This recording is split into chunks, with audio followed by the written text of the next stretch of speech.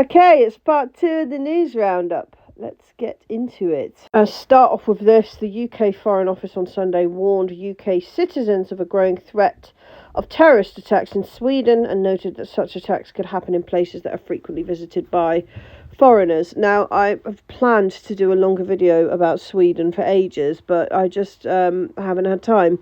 Anyway, Sweden has really become a bit of a focal point for many countries in the East. And I don't mean they're terrorists, I mean that they have seen how Sweden has reacted to the burning of the Quran and seen a kind of seeing it as a epitome of the treatment of Muslims and people of colour in Europe. And so there is a growing interest in how Sweden is behaving and how this reflects how the wider EU behaves towards Muslims and people of colour.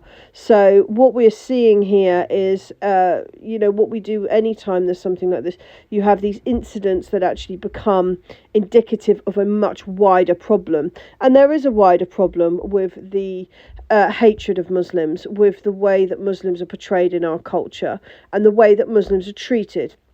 Sweden's had many diplomats expelled from various places all over the world, Iran, Iraq. They're struggling, and really it's because they've shown themselves to be incredibly intolerant of Muslims. There's a lot of Muslims. They're not the best people to annoy.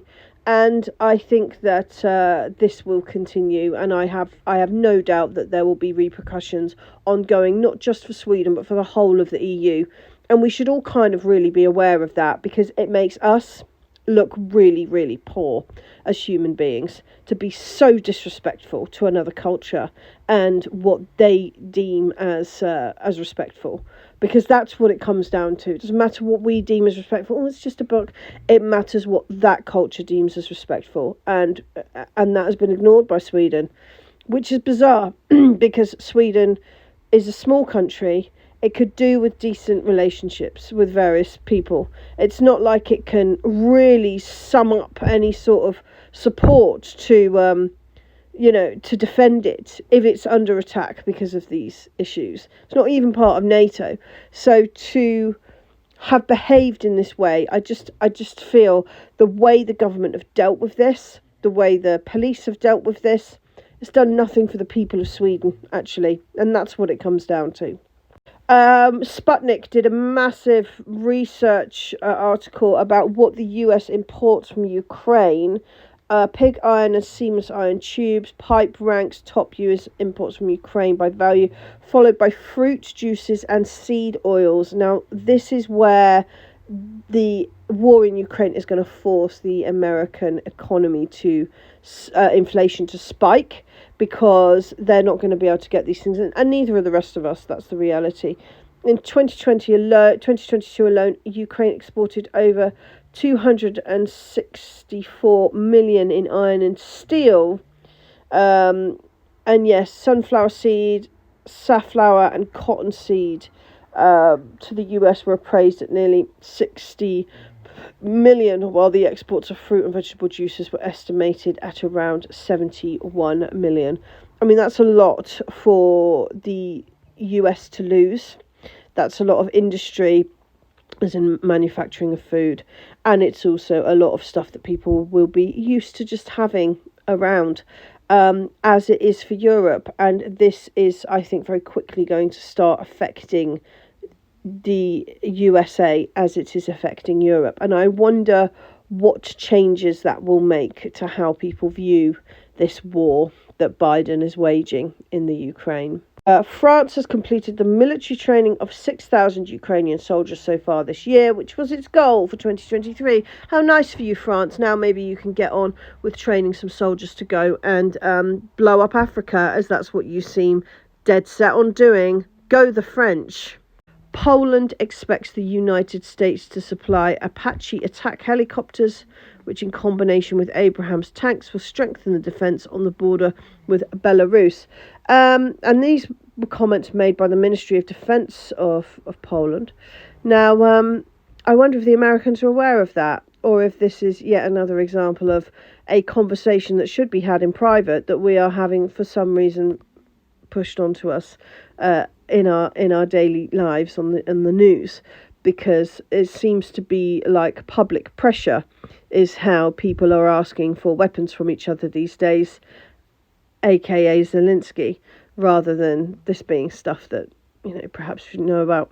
I can safely say, however, that if American Apache helicopters start rocking up on the border of Belarus, I imagine that the Russians will have something quite firmly to say about that. An apartment building in Belgorod was damaged presumably after a UAV attack. This was yesterday at 17:43. There was also some reports of some fires in Moscow, in factories near Moscow. Again, all of these kind of low-level terrorist attacks do is show the desperation of the Ukrainians, and also will steal the might of the Russians to actually get this war dealt with. The Nigerian Defence Headquarters began to prepare for a possible mobilisation of troops for a military operation under the auspices of the ECOWAS against the rebels in Niger, and this was reported by the Nigerian newspaper Punch. Nigeria will need about 2 battalions of 300 to 1,000 soldiers for the military operation. I don't understand how they're doing this. Like, it is very, very clear that there is little to no public support for Nigeria to go in. And I would be very worried if I was Tinubu. Yeah, I can't say it, I'm sorry. Because I would be worried that I'd be next to be cooed. So I'm not sure why he's still pushing this. It's hugely worrying, especially after the Senate said absolutely not. There is not the public support for this action. That should be all a government needs to hear, to back off, to be honest. You have to wonder if these sorts of coups that are happening throughout Africa, and if in fact they spread further, if they will actually bring us around to a level of democracy where our leaders actually care about what the people think, because I can only see that being a positive thing.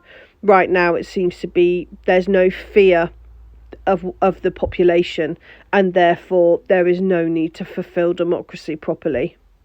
The British Ministry of Defence claims that the country's naval forces have escorted more than 100 Russian warships in 2 years. Wow. Well, I mean, they say this and then they complain about the Russians escorting ships and drones out of the Black Sea. So, if you want your territorial waters, UK, I would stop letting the Ukrainians, not even letting, helping the Ukrainians to bomb bridges in Crimea, for example. I don't think we're doing ourselves any favours. They're close and we know it, so why don't we just be nice, please? The rebels who seized power in Niger are ready to start negotiations with ECOWAS. They seem really reasonable to me, and the other side seem really unreasonable. So I don't understand how people aren't seeing that.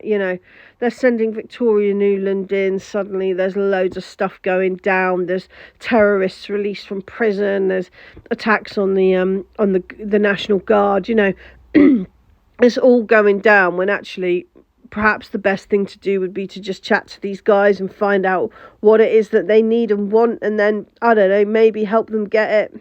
Moldova has kicked out a number of diplomats and employees. So and they've said that it's just normal business, but it's clearly a slight against the Russians, and showing what side Moldova is on when it comes to this war. 3 out of 4 Democrats are concerned about Biden's job performance at 80, which makes you worry about the other 1 in 4. It really is time they put this old mafia crime boss to bed, do we not think? And again, that's it for part 2. Again, check out Diplomacy is Free, YouTube, Telegram, and have a good day. God bless. Okay, it's part 2 of the news.